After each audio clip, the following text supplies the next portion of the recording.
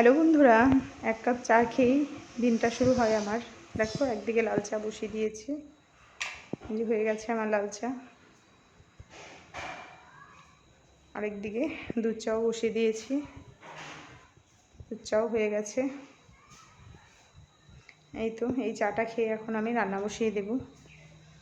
আমার ছেলে স্কুলে চলে গেছে, ওর আজকে পরীক্ষা আছে, পরীক্ষা দিতে চলে গেছে। এই যে ডাল বসিয়ে দিয়েছি একদিকে, আর এই যে শাক পাতাটা এখন কেটে নেব। ডালটাও ফুটে গেল, এখন সম্বাদ দিয়ে নেব ডালটা। আর এদিকে সব সবজি কেটে নিয়েছি, মাছের মাথা দিয়ে একটা চচ্চড়ি হবে বলে। দেখো, সব ধরনের সবজি দিয়ে একটা চচ্চড়ি করবো মাছের মাথা দিয়ে। আমি শাক পাতাটা ভালো করে কেটে ধুয়ে নিলাম।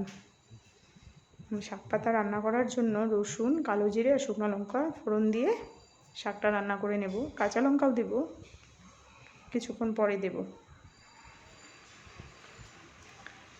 এই যে শাকটা রান্না করে নিচ্ছি।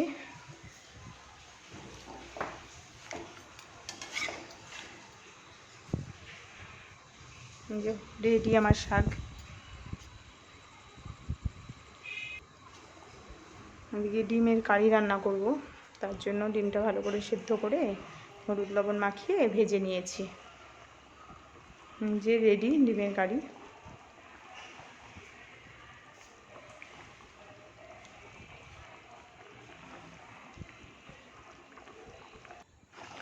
এই তো দেখো,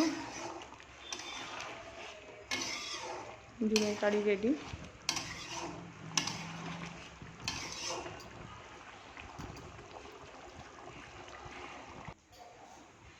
এই তো মাছটাও রান্না হয়ে গেল, আলু বেগুন দিয়ে কাতল মাছের ঝোল। এই রেসিপিটা তোমাদের সঙ্গে শেয়ার করব।